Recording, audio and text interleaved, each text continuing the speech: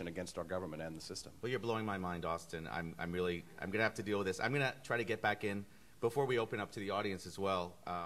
Well, that does bring us up roughly to the president. I'd like to open up for some questions from the audience. Be at liberty to ask Sure. Austin questions. Yes.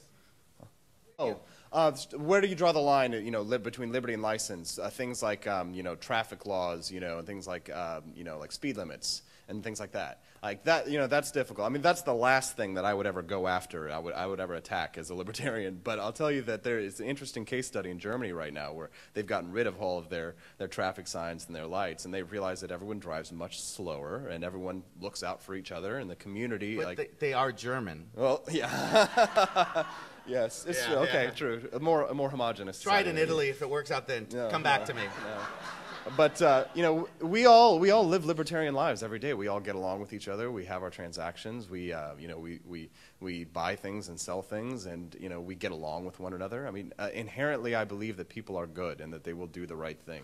Would it be fair to say, if I could just follow up, would it be fair to say that you're not a libertarian fundamentalist in that you don't, it's not like because I think in a way maybe my question's giving you the impression, or given the impression that that's how I think of you, and I can tell you're not that way, right? No, I'm a doubter. I'm a skeptic of everything. Like until there is evidence to prove that something is there, I won't believe it. And I'm always willing to change my mind if I see something that comes along that proves me wrong. When I grow up, I want to be like you. Yeah. Back there, I think I see a hand.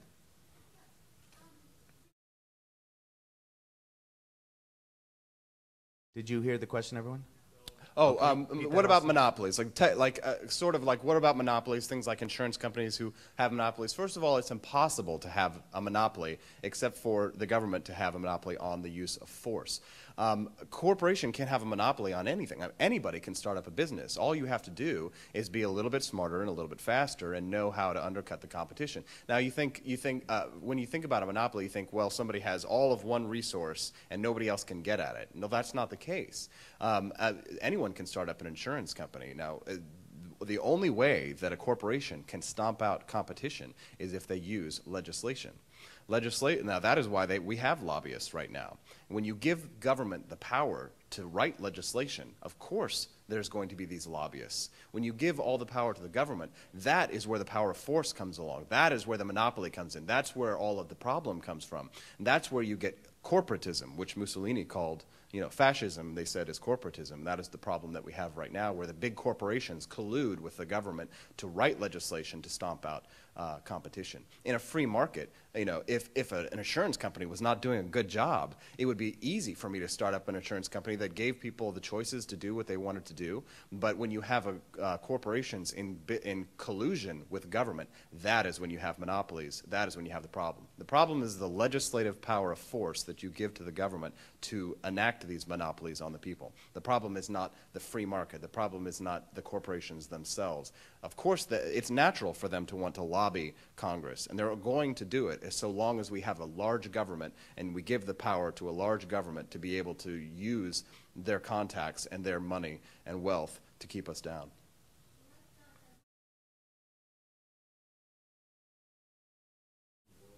Oh, I'm so glad that came up. Yes, about libertarian views on America's role in the world. For example, foreign policy. There are three types of foreign policy that exist. This is Civics 101.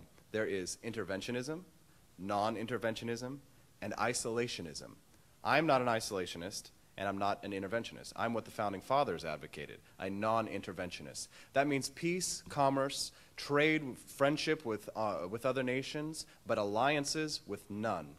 Now, the occupations of Iraq and Afghanistan are not in the best interest of the American people, nor are they in the best interests of the Iraqi people.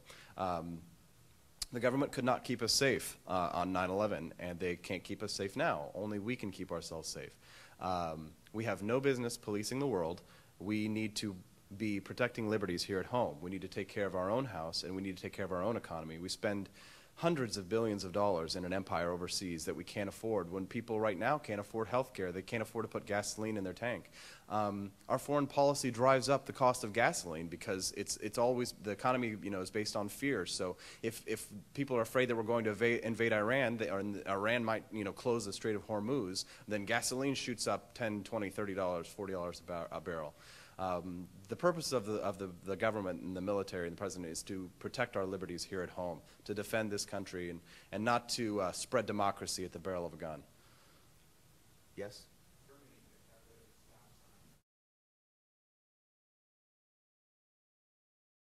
I'm opposed to a democracy. I think that democracy is one of the worst form of governments that there is, and so did the Founding Fathers. When Benjamin Franklin walked out of the Continental Congress, a woman asked him, "Sir, what have you given us?" And he said, "A republic, if you can keep it." A republican form of government is a government whereby the states and the people in their towns and communities and their friends and families and neighbors and churches have the power to make the biggest decisions for themselves. The bigger the issue, the more closely it should be tied to the community. Things like abortion, gay rights, those kinds of legislation, those should be decided by states. New York, I lived in New York City the last 4 years, and I lived in a little town called Peculiar, Missouri for most of my life where I grew up. I've lived in the heart of the, the urban, liberal jungle, and I've grown up in the dirty red South. And they're nothing like each other, and so they shouldn't be. They shouldn't be governed by the same rules. The people in New York know how to take care of New Yorkers better. They know how to take care of themselves. They should legislate their own laws, and people of Missouri should be able to legislate their own laws.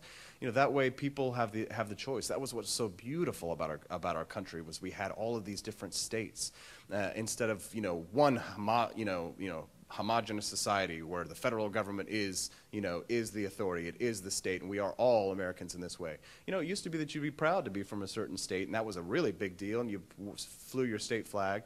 Now it's much more dispersed. It's much more we're much more nationalized, and we're much we're set against each other. If we got along better, if we allowed each other our own customs, like California has its own customs, and Missouri has its own customs, and we were allowed to have our own customs in our own state, then we'd probably be a lot more peaceable toward each other. Instead, now we have to fight each other because we want to all get those federal laws in. We want to make sure that we have one-size-fits-all solution all across the United States. But that's not a Republican form of government. That's not what I advocate. And that is why I'm strictly opposed to democracy, where 51% of the people control 49% of the people's, can control 49% of the people. And that's just my philosophy.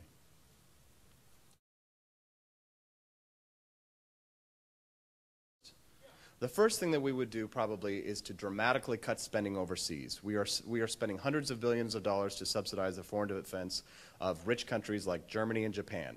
That's a no-brainer. Why are we spending hundreds of billions of dollars to keep troops and bases in Germany when we have big problems with money right here at home?